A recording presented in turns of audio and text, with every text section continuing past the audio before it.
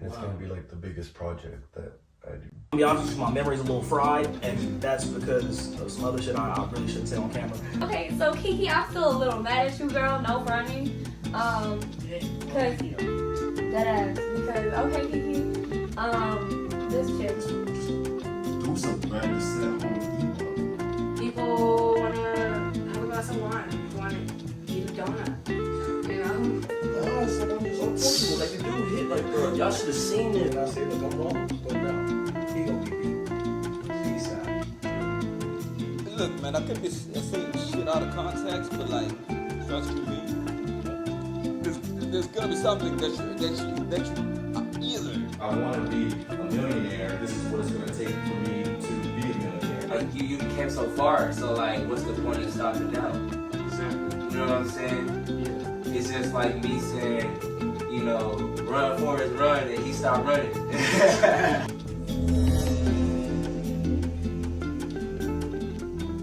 Hello everyone, welcome to yet another episode of Transparent Podcast.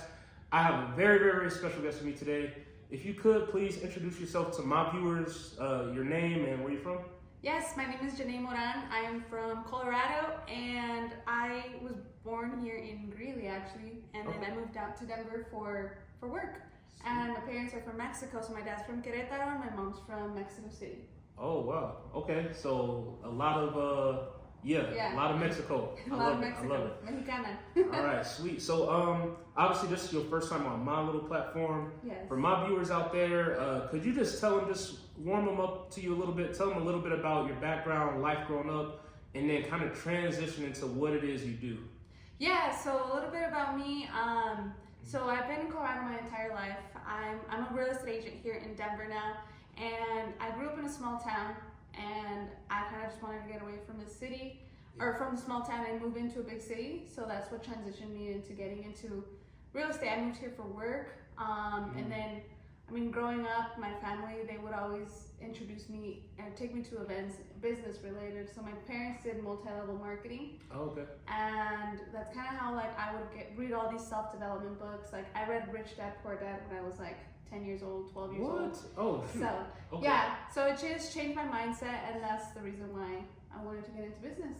Okay. So had a really Sweet. good upbringing, yeah. That's solid. Shout out to your parents for sure. Yeah. Man, that's like those type of books. Like at that age, is like, you know what I mean? Yeah, it's game changer. And then you see like, yeah, you kind of like learn about the rat race, and you're like, oh, like everybody's really like here working from 9 to 5 every day. Mm-hmm. Maybe you have Saturday and Sunday off, and then you're gonna retire when you're 65. And that's honestly, I'm like, okay, that opened my mind when I was super young, and so I'm like, I don't want to live that lifestyle. Yeah, you want to change the trajectory. Yes. That's what's up. So too, could you tell us? So obviously, like you said, you eventually got into real estate, things like that. Was there anything, I don't know, specifically that like was like, this is the lane? Because obviously, like you kind of had a lot of maybe, for lack of better words, like an entrepreneurial type mindset early. Like what was it that like real estate is the lane I want to be in? Yeah, so when I was reading that book, Rich Dad Poor Dad, actually, they talked a lot about real estate and like just having investments. So I went to college. When I turned 18, I got a full ride right after high school. I got a full ride to go to college. I went to Colorado State University in Fort Collins. Okay, I've heard of it. And I got this first generation scholarship. And honestly, at that point, I mean, when you're 18, it's so normal not to know what you want to do with your life. Exactly. You know, That was me. Like, I have no idea what I want to do. Like, there's so many careers. So I'm like, well, I'm getting money to go to school, and a lot of people want that opportunity, so might as well just do it. Okay. So I went to college, and then I graduated with communications and business administration. Okay. So that kind of like got my foot in the door, but then I still you graduate and you still don't know Like, you what am I want to still? do. I got the degree, but now. Yeah, I got the degree, now what? And so at that point, it was during COVID too. I was working with this at the car dealership in Fort Collins. Okay. And I was doing their marketing, and I was just kind of running their back end. And then I would always talk to everybody there like, hey, like, you're really good at sales, like maybe I can get into sales or like do something. And one of the guys that worked there, introduced me to this guy. He's a real estate investor in Greeley. He does like commercial, he does fix and flips, and he's like, hey, he's actually like hiring somebody. I know you said you were looking to get into real estate, which my point was I only wanted to invest. Okay. I didn't want to become an agent at that Not point. super hands-on yet. No, not super hands-on. I just wanted to invest, and I just wanted to start buying real estate. But I'm like, yeah, but I don't want to do sales. And that's kind of like the turning point for me. I applied for that job, and actually it's so funny because I applied, they reached out to me for an interview, but I was like, no, I'm not really interested. And then 2 weeks gone by, and they were still following up with me. Okay. So it was nice. I went to the interview, I got the job, and Nice. then that's what I did for 6 months. I was a transaction coordinator, Okay. which is basically like admin work, like scheduling, Yeah, like contracts and stuff like that. Yeah, so I was doing that, and then that's when I decided to get my license.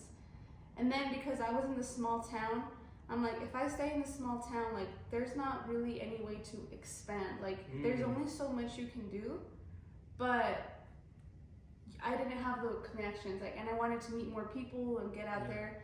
And that's when I decided to move to Denver. Okay, so you never wanted to hit like a roadblock out there to where it's like, yeah, I can do this much, but then once I hit here, I'm like capped out, and now it's like, because it's so small. Yeah, because it's a small town, and career-wise, there's just in real estate you can do a lot. Because I do sell a lot up north, Okay. like in Greeley, in the Loveland area, or Windsor, Severance, which is where my family's from. Yep, Windsor. That's where they live, and I was like, no, I need to get out of this small town and like do something bigger and make those connections. And actually, that's what brought me here to the agency too. But I just joined here not too long ago. Okay. So yeah, I want to say like 2.5 months Okay. or 2 sweet. months. Yeah. Shoot, wow, you're doing it though, man. That's quite the story, especially too, like you said, it's you know, a lot of parents growing up, they want their kids to like go to school, get a degree, and like get a good job. And it's crazy, like you did all the steps, and it's good. Like the lane that you picked is a very outside looking in, of course, seems like a very challenging but yet rewarding field. And if you do it right, you can really set yourself up for success. Yes. So hats off. Yeah. Oh yeah, and it's really hard. I mean, when you first start into real estate, it's scary because you're commission only. You're only getting paid commission, and you only get paid when you sell. Okay. So at the beginning, what I did, I'm like, okay, if I'm gonna do real estate, I'm gonna go full time. I'm not gonna do part time. I'm just gonna go all in. So I was very lucky to have lived off of my savings from college. Cause Smart woman. Yeah, so I got financial aid, and the money that I was getting, like a lot of students, they would like go buy trips and go do all these things, which is nice. Go out drinking every night. Exactly, go out drinking every night, partying, doing all the drugs. Yeah. But what I did is I saved all that money, and that's what basically like helped me sustain my real estate career when I was first starting.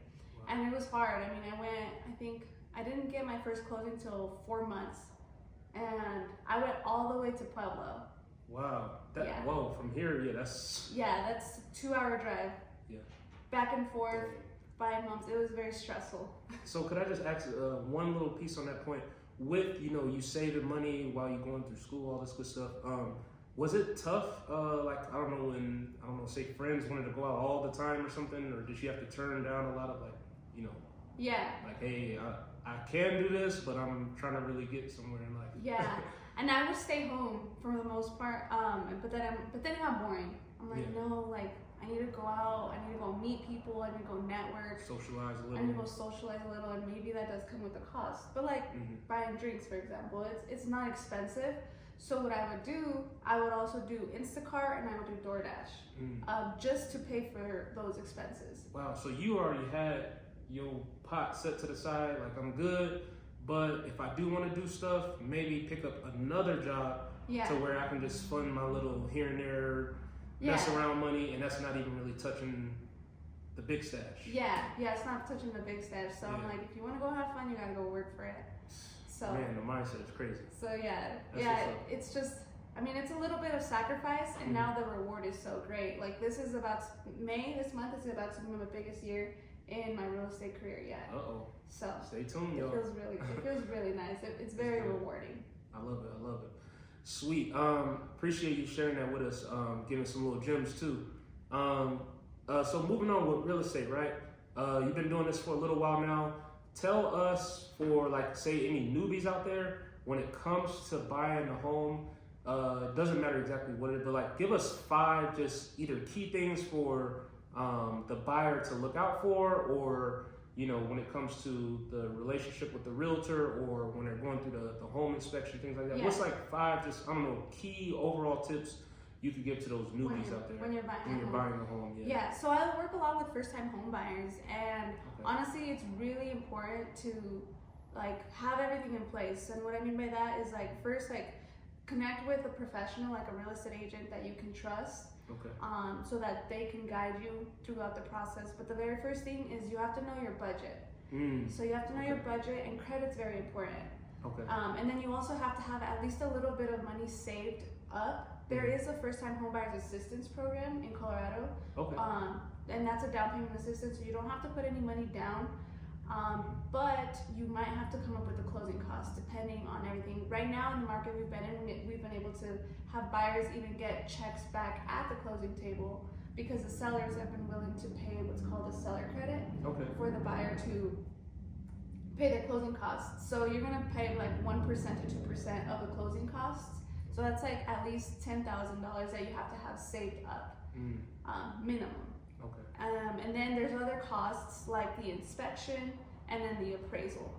So, and I always recommend to get an inspection on the property too, because it's a very big purchase. Yeah. The inspection might cost you anywhere from $250 to $500, but it's an investment, and you want to make sure that you want to buy a good investment. Good solid home and make sure everything is good to go. Yeah.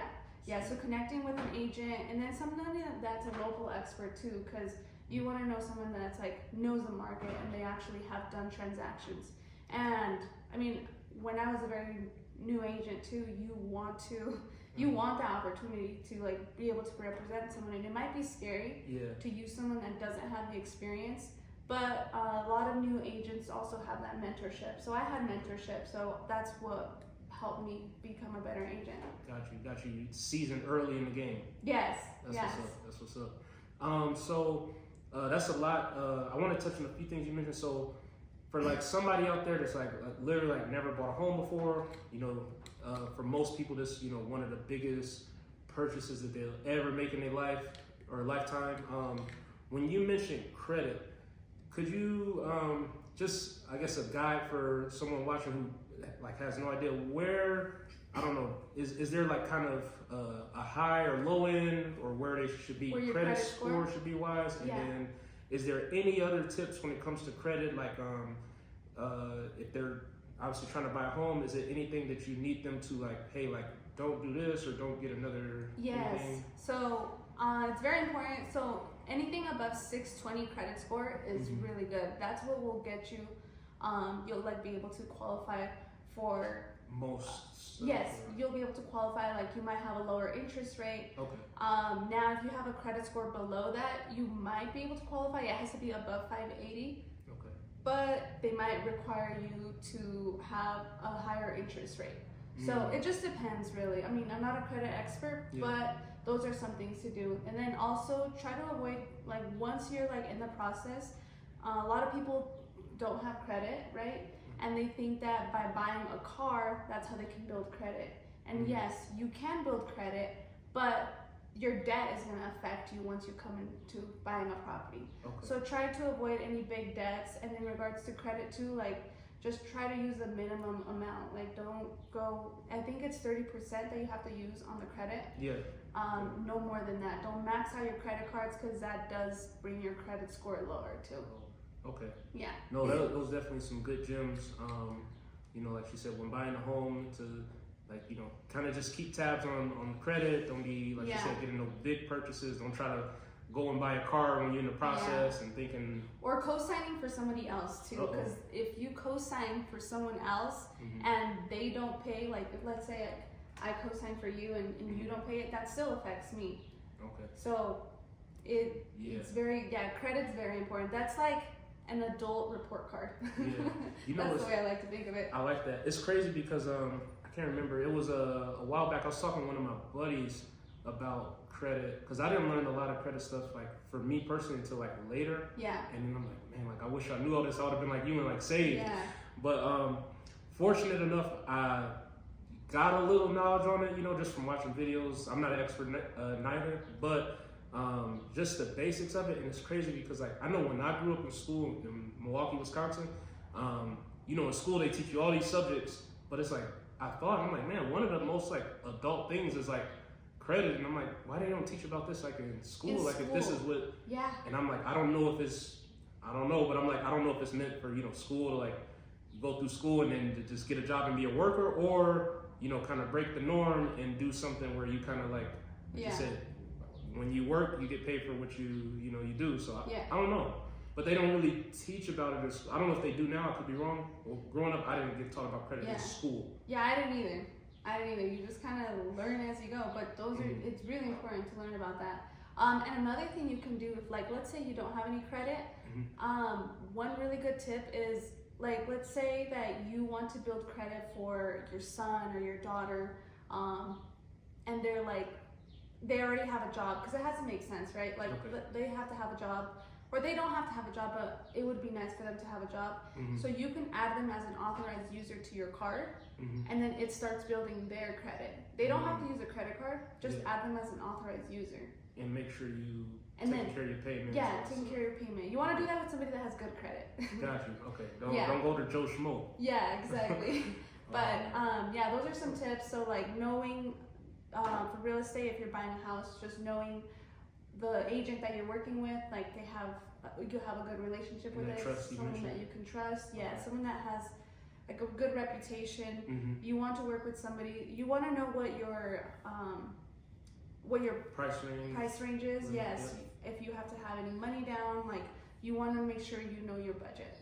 And then just start looking at homes once you have all that in place. But you don't want to, a lot of people think that you look for the house first, which is not true. You have to know what your budget is. Because let's say you like $1 million home, but maybe you don't qualify for the loan, or there's work that needs to be done.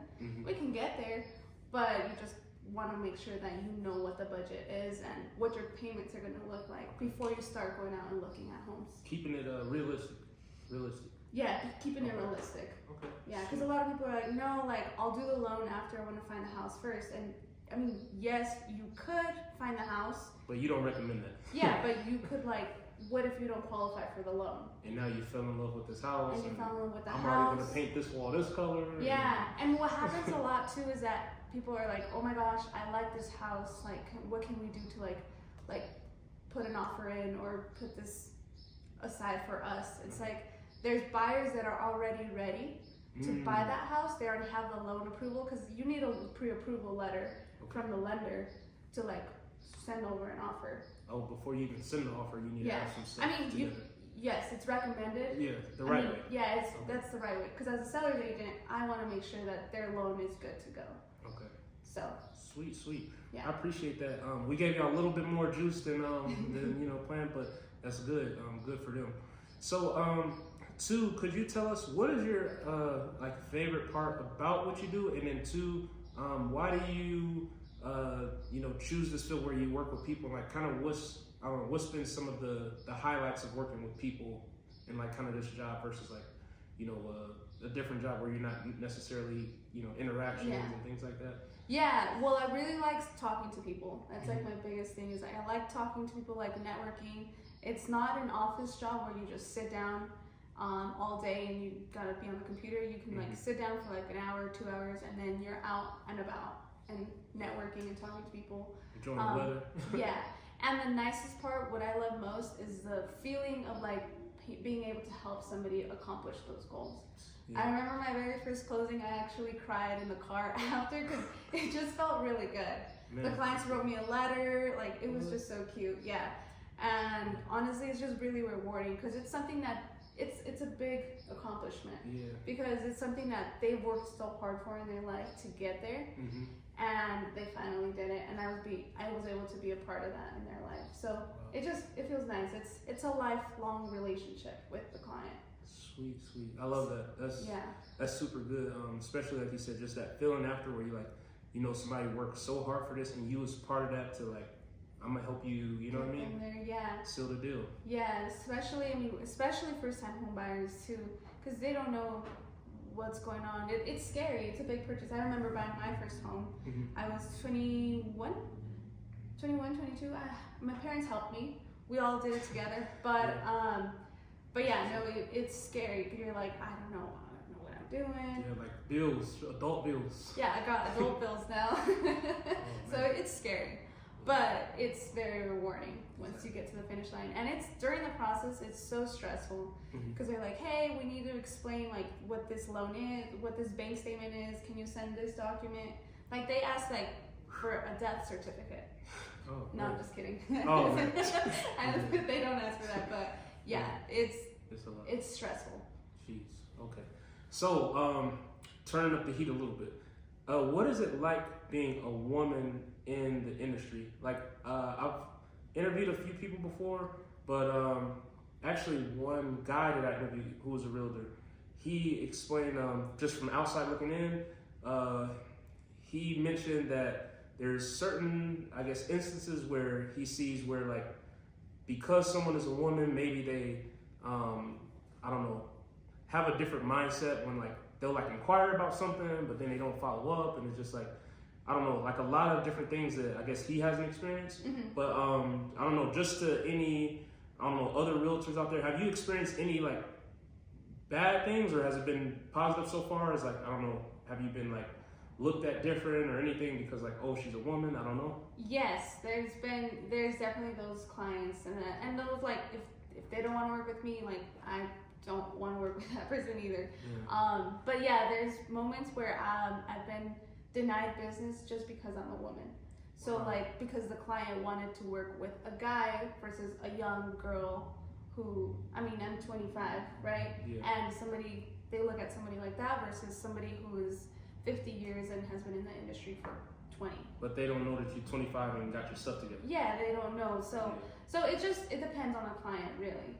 It depends on the client, which it's fine. There's business out there for everybody. Exactly. But there has been moments where I've been denied business because they would rather work with a male realtor. And how do you, being yourself, like how do you push past that, or how do you not let that get to you? Because obviously you're here today, you're successful doing what you do. So how do you push past those, I don't know, adversities or just those little things where it's just like, that was kind of weird, but how do you continue with, doing you? I mean, I just keep going. Like, it's not gonna ruin your whole life by losing one client. You gotta just focus on to the next people and see who needs help. Because I want to help those that need my help and want my help. Like, I don't want to help somebody that doesn't want my help. Exactly. So they just focus your energy somewhere else. Okay. Yeah, Oh, but sweet. I mean, it's not bad. It can be. Sometimes there's been stories about like safety. Like there's been times where I've had to have like a male realtor come with me to a showings just because the client, you meet them over Facebook for the first time and you're like, hey, like he's like, hey, I want to see this house, and it's kind of like a safety, like this is a stranger. Yeah, just taking precautions because sometimes other guys have bad intentions, and they're not they're not good intentions. So just being very aware and trying to stay safe too.